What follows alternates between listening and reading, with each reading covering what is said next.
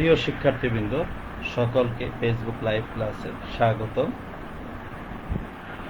আজকে আমাদের বিষয় রিফ্যাক্টরিজ এর 15তম অধ্যায় ক্রুসিবলের ধারণা এবং আরেকটি অধ্যায় 16তম অধ্যায় রিফ্যাক্টরিজ ম্যানুফ্যাকচারিং, রিফ্যাক্টরি দ্রব্য উৎপাদন পদ্ধতি সম্পর্কে ধারণা। তো প্রথমে আলোচনা করব 15তম অধ্যায় ক্রুসিবলের ধারণা।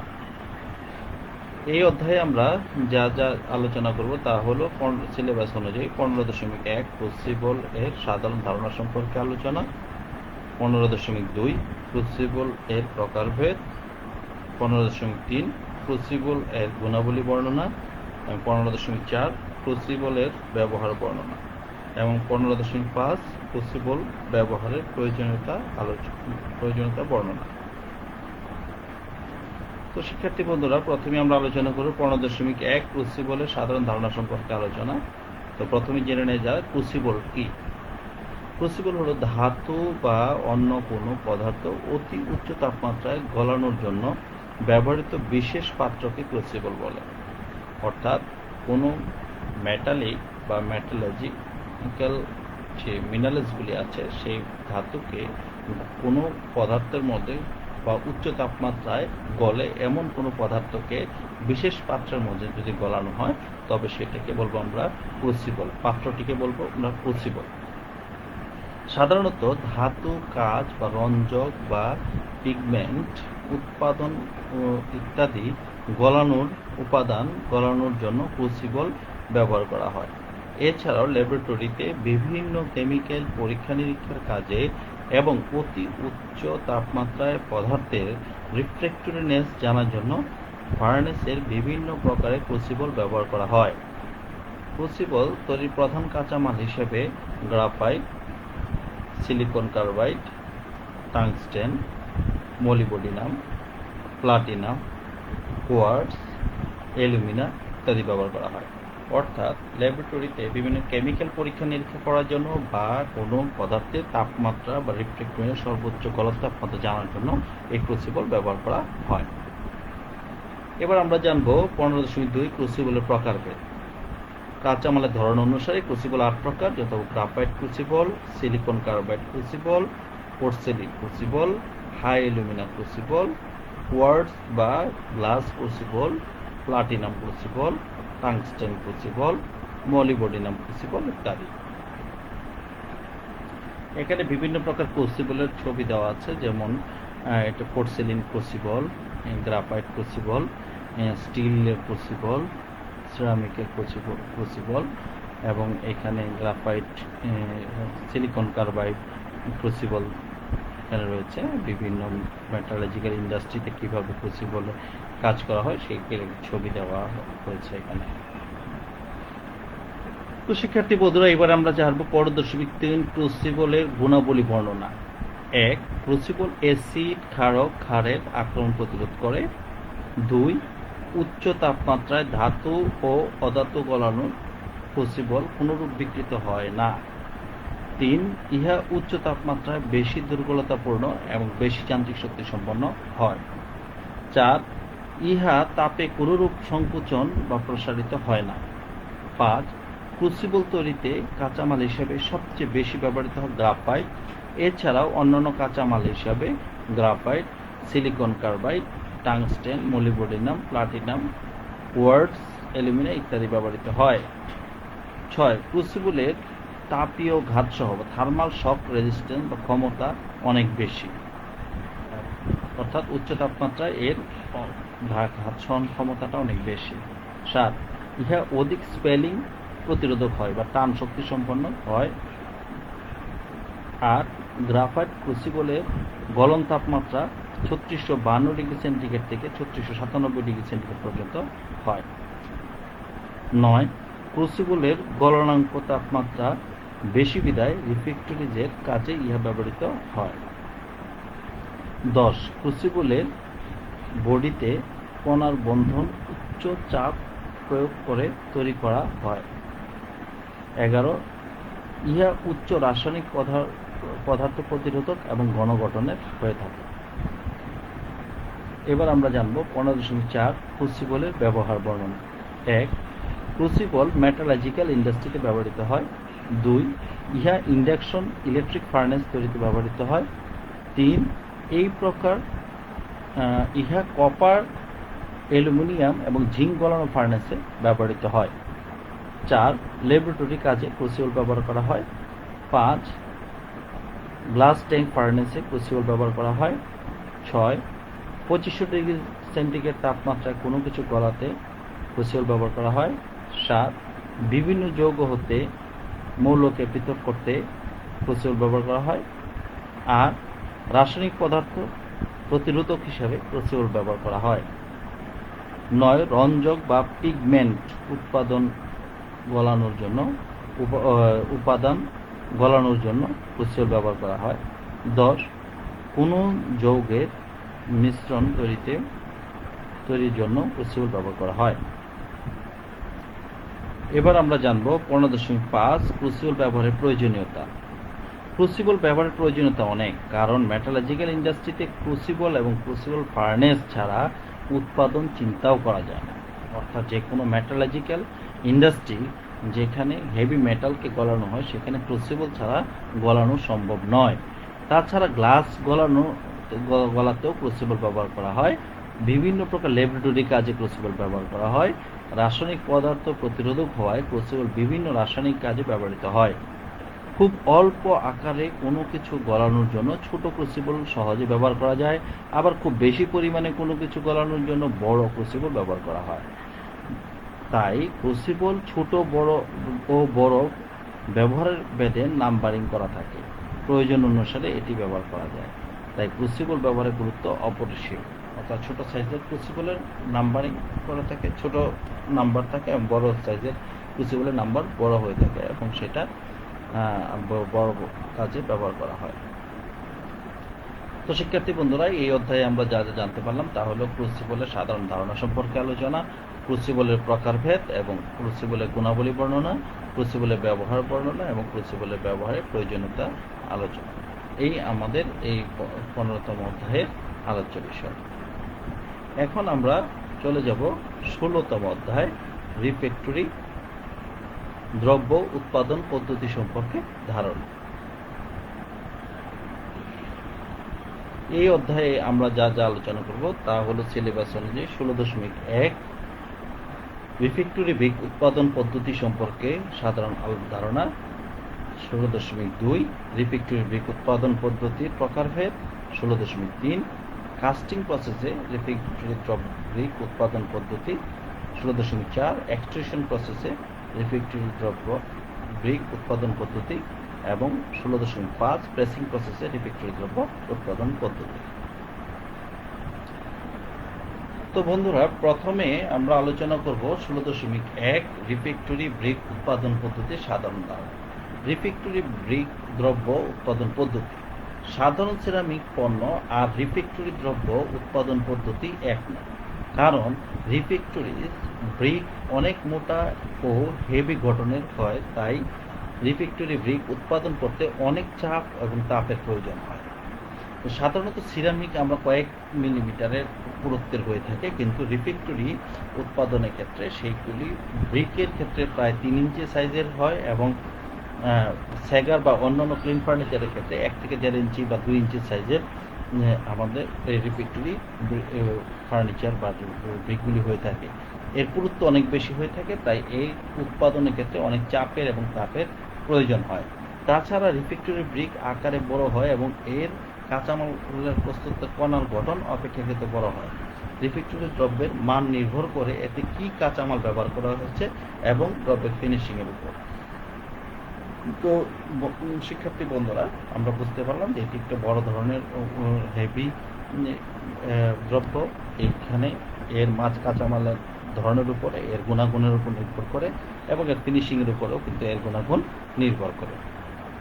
পাশে একটি প্রবাহ চিত্র দেওয়া আছে রিফ্র্যাক্টরি দ্রব্য উৎপাদনের ক্ষেত্রে যে প্রসিডিউর মানা হয়, অর্থাৎ পর্যায়ক্রমিকভাবে যে উৎপাদন করা হয় তা হলো প্রথমে কাঁচামাল সংগ্রহ করতে হয়, তারপরে কাঁচামাল বাছাইকরণ করতে হবে, তারপরে কাঁচামাল দ্রুতকরণ করতে হবে, কাঁচামালকে ক্রাশিং করতে হবে, তারপর কাঁচামাল ফর্মুলা মতো ভোজন করতে হবে, তারপরে কাঁচামাল আবার গ্রাইন্ডিং করতে হবে এবং গ্রাইন্ডিংযুক্ত কাঁচামালকে স্ক্রিনিং করতে হবে এবং বডি প্রস্তুত করণ করতে হবে, অর্থাৎ কাঁচামাল এবং পানির মিশ্রণ করতে হবে এবং বডি ফর্মিংকরণ করতে হবে। ফর্মিংয়ের ক্ষেত্রে কিন্তু বিভিন্ন পদ্ধতি ব্যবহার করা যেতে পারে, যেমন hand moulding, extrusion process, pressing process, jiggering process, casting process, এই ধরনের বিভিন্ন প্রসেস হতে পারে।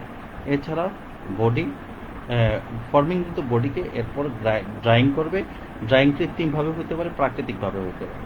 অর্থাৎ প্রাকৃতিকভাবে যদি হয় তাহলে মুক্ত বাতাসে রোদে শুকিয়ে পড়বে, এবং কৃত্রিমভাবে যদি হয় তাহলে বিভিন্ন ড্রায়ার ব্যবহার করে এটাকে ড্রাইং করা যেতে পারে। এরপর বডি ফায়ারিং সবিরাম এবং অবিরাম পদ্ধতি ব্যবহার করা যেতে পারে। সবিরাম পদ্ধতি একটি দ্রব্যকে পোড়ানোর পর একবার দ্রব্যকে পোড়ানোর পর আবার দ্রব্যকে ঠান্ডা করে নতুনভাবে আবার দ্রব্যকে পোড়ানো হয়, সেটা সবিরাম পদ্ধতি। এবং অবিরাম পদ্ধতি একদিক দিয়ে দ্রব্যাদি প্রবেশ করানো হবে এবং দ্রব্যাদি পুড়ে অন্য দিক দিয়ে বের হবে এবং পুনরায় আবার নতুন করে দ্রব্য ঢুকবে এবং অপর প্রান্ত দিয়ে পুড়িয়ে বের হবে। এটি হচ্ছে অবিরাম পদ্ধতি। তারপর দ্রব্যাদি চেকিং, মান নিয়ন্ত্রণ করতে হবে এবং পরবর্তীতে বাজারজাতকরণ করতে হবে। এটি একটি রিফ্র্যাক্টরি দ্রব্য উৎপাদনের ফ্লোচার্ট বর্ণনা করা হলো। এরপর 16.2-তে আমরা জানবো রিফ্র্যাক্টরি ব্রিক উৎপাদন পদ্ধতি এর প্রকারভেদ।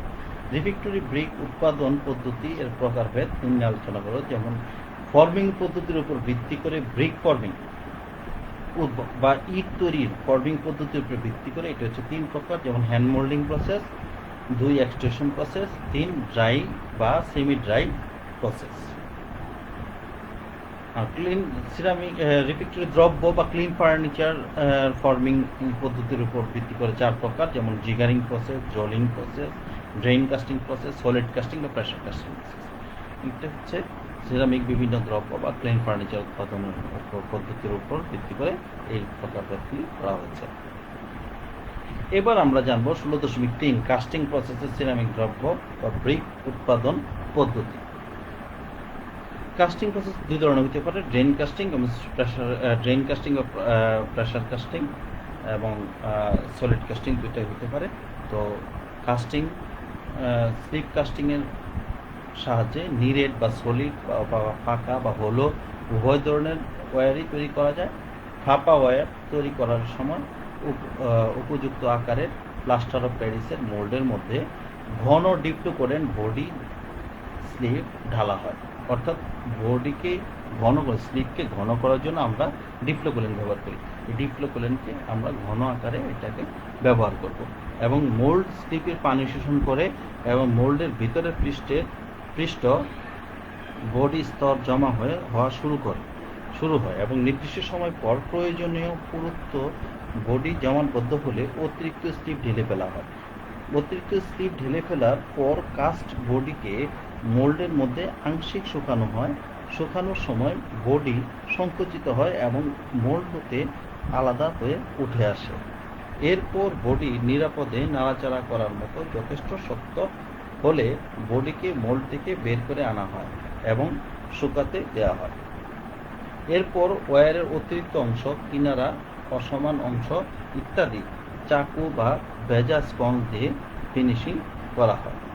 নিরেট বস্তু কাস্ট করার সময় যতক্ষণ পর্যন্ত মোল্ডের ভিতরে পুরোটা স্লিপ দিয়ে না ভরে ততক্ষণ স্লিপ সরবরাহ করা হয় এবং মোল্ডের ভিতরে স্লিপ শক্ত হলে ওয়্যারটি মোল্ড থেকে বের করে আনা হয়। এখানে আমরা একটি চিত্রের মাধ্যমে দেখতে পারি যে ড্রেন কাস্টিং পদ্ধতিতে প্রথমে মোল্ডকে নেওয়া হয়, ফাঁকা মোল্ড। এই ফাঁকা মোল্ডের মধ্যে স্লিপকে ঢালা হয় এবং স্লিপ ঢালার পর কিছুক্ষণ পর এই মোল্ড স্লিপ হতে পানি গ্রহণ করে এবং একটি বডির পুরুত্ব তৈরি করে এবং এই বডি পুরুত্ব তৈরি হওয়ার পর স্লিপকে ড্রেন করে ফেলা হয় এবং এই ড্রেন করে ফেলার পর একটি দ্রব্যের আকৃতি হয় এবং এই দ্রব্যটি যখন মোল্ডের ভিতরে কিছুক্ষণ থাকে তখন একটি ফাঁকা জায়গা তৈরি হয়, অর্থাৎ মোল্ড বডিটি একটু আকারে আয়তনে ছোট হয়ে যায়, মোল্ড থেকে সহজে ওঠায় আসে এবং এইখান থেকে মোল্ডকে অপসারণ করা, মোল্ড হতে দ্রব্যকে অপসারণ করা হয়, একটি দ্রব্য তৈরি হয়। এইভাবে একটা ড্রেন কাস্টিং পদ্ধতিতে দ্রব্য তৈরি করা হয়।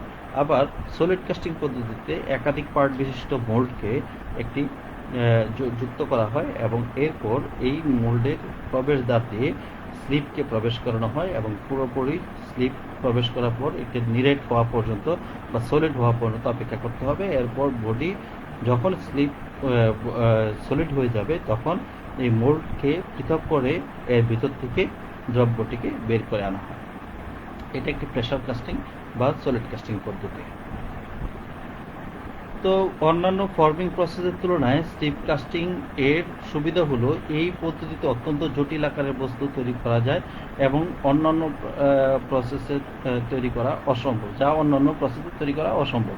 জটিল আকারের ওয়্যার তৈরি করার জন্য প্লাস্টার মোল্ডকে কয়েকটি টুকরা হিসেবে তৈরি করা হয়, যাতে কাস্ট বস্তু থেকে মোল্ড খোলার সময় প্রতিটি টুকরো আলাদাভাবে খোলা যায়। যেমন এখানে দেখা আছে যে এখানে কয়েক টুকরা বিশিষ্ট একটি মোল্ড, পরিপূর্ণ মোল্ড তৈরি করা হয়েছে। আবার এখানে কিন্তু এক পার্ট বিশিষ্ট মোল্ড। এই পদ্ধতিতে প্রধান অসুবিধা হলো এতে অনেক বেশি সময় লাগে। কাস্টিং, প্লাস্টিক মেকিং বা পাউডার প্রেসিং পদ্ধতিতে যেখানে সাধারণত প্রতি মিনিটে গড়ে 10 থেকে 12টা ওয়্যার তৈরি করা যায়, সেখানে স্লিপ কাস্টিং পদ্ধতিতে একটি মাত্র ওয়্যার কাস্ট করতে কয়েক মিনিট থেকে কয়েক ঘন্টাও সময় লাগতে পারে। কাস্টিংয়ের জন্য প্রয়োজনীয় সময় নির্ভর করে কাস্টিংয়ের পুরুত্ব এবং বডির প্রকৃতির উপর। কাস্টিং করা হয়ে গেলে প্লাস্টার মোল্ডকে শুকিয়ে রাখা দরকার, যাতে এর পানি শোষণ ক্ষমতা বজায় থাকে।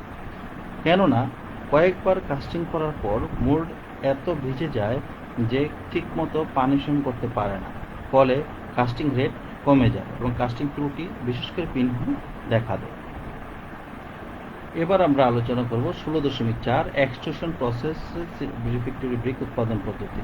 এক্সট্রুশন প্রসেসটা আসলে এরকম একটা প্রসেস যেটা অগার মেশিনের সামনের যে ডাই থাকবে বা মোল্ড, স্টিলের যে মোল্ড থাকবে, সেই মোল্ডে চাপে ঠেলে দ্রব্যকে বের করে আনবে এবং সেই দ্রব্যের নির্দিষ্ট সাইজে কেটে দ্রব্যের আকৃতি দেওয়া হয়।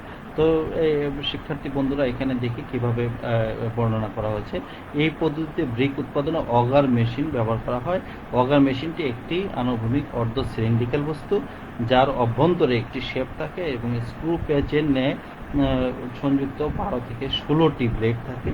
এই ব্লেডগুলো একটি নির্দিষ্ট গতিতে ঘুরতে থাকে এবং কাঁচামাল মিশ্রিত হয়ে সম্মুখের দিকে অগ্রসরমান হয়। মেশিনের সামনের দিকে একটি মুখ থাকে, সেখানে নির্দিষ্ট সাইজের ডাই লাগানো থাকে। আমি আগে বলছি স্টিলের ডাই বা মোল্ড থাকে, যেটা দ্রব্যের আকৃতি প্রদান করে। এই ডাইয়ের মধ্য দিয়ে চাপে ঠেলে নির্দিষ্ট আকৃতিতে সামনের দিকে বের হয়ে আসে। এই পদ্ধতিতে অল্প সময়ে কম খরচে অধিক পরিমাণ ইট উৎপাদন করা সম্ভব। এই পদ্ধতিতে ইট তৈরি করতে কাঁচামালকে একটি বড় আকারে বক্স ফিডারে আস্তে আস্তে রাখা হয় এবং সেখান থেকে কাঁচামাল স্বয়ংক্রিয়ভাবে অগার মেশিনের ইউ মিক্সচারে, অর্থাৎ এর যে পিছনের মিক্সচারের যে ফিডার বক্সটা থাকে সেটা দেখতে অনেকটা ইউ শেপের মতো, এই কারণে এখানে বলা হচ্ছে ইউ মিক্সচারের বলা হয়েছে। এখানে কাঁচামালের প্রথমে প্রাথমিকভাবে মিশ্রিত হয়ে অগার মেশিনে পড়ে এবং তারপর মাটিতে স্বয়ংক্রিয়ভাবে প্রয়োজনীয় পানি যোগ করা হয়। এই অবস্থায় কাঁচামাল অগারিং হয়ে সামনের দিকে এগিয়ে আসে। অগার মেশিনের সামনে প্রয়োজনীয় ইটের মাপে ধাতব ডাই লাগানো থাকে। এই ডাইটি আসলে মোল্ড, ব্রিকের মোল্ড। এইটি ডাইয়ের ভিতরের দিকে উচ্চ চাপে বের হয়ে কাটিং টেবিলে এসে পড়ে, অর্থাৎ এই ডাইয়ের মধ্য দিয়ে যে সলিড বস্তুটি, এই বডিটি, সেটি একটি কাটিং টেবিলের মধ্যে এসে পড়বে। সেখানে টেবিল স্বয়ংক্রিয়ভাবে কাটিং করে বডিকে কেটে ইটে পরিণত করে। এই পদ্ধতিতে প্রতি ঘন্টায় কমপক্ষে 2000 পর্যন্ত ইট তৈরি করা সম্ভব। এইভাবে কাটা ইটকে হাতের সাহায্যে বা কনভেয়ার বেল্টের সাহায্যে শুকানোর জন্য সারি করে রাখা হয়। এবার আমরা আলোচনা করব 16.5 প্রেসিং প্রসেসে রিফ্র্যাক্টরি দ্রব্য উৎপাদন পদ্ধতি। প্রেসিং প্রসেস দুই ধরনের হতে পারে, ড্রাই প্রেস হতে পারে, সেমি ড্রাই প্রেস হতে পারে। এই ড্রাই এবং সেমি ড্রাই প্রেস প্রসেস নির্ভর করবে এর মধ্যে কি পরিমাণ পানি ব্যবহার করা হচ্ছে এবং কোন আকারের উপর নির্ভর করে। তো বন্ধুরা, আমরা আলোচনায় চলে আসি যে এখানে কিভাবে বর্ণনা করা হয়েছে সেটা আমরা আলোচনা করব। ড্রাই প্রেস পদ্ধতিতে ব্রিক উৎপাদনে ফ্রিকশন প্রেস বা স্ক্রু প্রেস মেশিনের ব্যবহার সবচেয়ে বেশি। প্রথমে মেশিনটি ভালোভাবে পর্যবেক্ষণ করতে হবে যাতে মেশিনটি চলার পর কোনো দুর্ঘটনা না হয়। মেশিনটি অতি সতর্কতার সাথে অপারেট করা হয়, কারণ মেশিনটি পরিচালনায় অসতর্ক হলে দুর্ঘটনা হওয়ার সম্ভাবনা থাকে। মেশিনটি চলার সময় অবশ্যই সেফটি ইকুইপমেন্ট পরিধান করে ব্যবহার করতে হবে। অ্যাপ্রন পরতে হবে যেন শরীরে কোনো ঢিলেঢালা জামা থাকলেও তা অ্যাপ্রনের নিচে বাঁধা থাকে। নির্দিষ্ট দূরত্ব বজায় রেখে মেশিনটি অপারেট করতে হবে। মেশিনটি ইট তৈরিতে প্রতি ইঞ্চিতে 50 টন চাপ প্রয়োগ করবে। এবং ফ্রিকশন প্রেস মেশিনের প্রধান তিনটি অংশ থাকে, তার একটি হলো মোল্ড, একটি হচ্ছে আপার প্লাঞ্জার, একটি হচ্ছে লোয়ার প্লাঞ্জার। এই প্রধান অংশ তিনটিকে ভালোভাবে পরিষ্কার করতে হবে যেন কোনো অবাঞ্ছিত কাঁচামাল এর গায়ে লেগে না থাকে। এরপর মোল্ড প্লাঞ্জারে হালকাভাবে লুব্রিকেন্ট অয়েল দিয়ে মুছে নিতে হবে যেন মোল্ডের হতে ব্রিক সহজে উঠে আসে। লক্ষ্য রাখতে হবে যেন কোনো অংশে অতিরিক্ত তেল লেগে না থাকে। যদি অতিরিক্ত তেল লেগে থাকে তবে ব্রিক পুরানোর পর এটি ত্রুটি পরিলক্ষিত হয়। এরপর কম্পোজিশনে ব্যবহৃত কাঁচামাল মিশ্রণকে প্রেস মেশিনের লোয়ার প্লাঞ্জারে রক্ষিত মোল্ডে স্থাপন করে মোল্ডটি পূর্ণ করতে হবে। এরপর মেশিন চালনা করতে হবে এবং আপার প্লাঞ্জারকে হ্যান্ডেলের সাহায্যে নিম্নে এনে মোল্ডে রক্ষিত মিশ্রণে চাপ প্রয়োগ করতে হবে। মোল্ডে চাপ প্রয়োগ করার পর ইট তৈরি হবে। অতিরিক্ত মিশ্রণ মোল্ডের গা ঘেঁষে উপরে উঠে আসবে। এখন লোয়ার প্লাঞ্জারকে প্যাডেলের চাপ প্রয়োগের মাধ্যমে মোল্ডের উপর উঠাতে হবে, এতে ইট উপরে উঠে আসবে। এরপর ইটের পার্শ্বে চাপ প্রয়োগ করে ইটকে মোল্ড হতে অপসারিত করতে হবে। মোল্ড হতে ইট অপসারণ করে প্রথমে মুক্ত বাতাসে এবং পরে ড্রায়ারে শুষ্ক করতে হবে। এখন আমরা আলোচনা করব হ্যান্ড মোল্ডিং প্রসেস। এটি একটি সাধারণ পদ্ধতি। এই পদ্ধতিতে ব্রিকের আকৃতি প্রদান করার জন্য একটি কাঠ বা স্টিলের মোল্ড বক্স ব্যবহার করা হয় প্রয়োজন।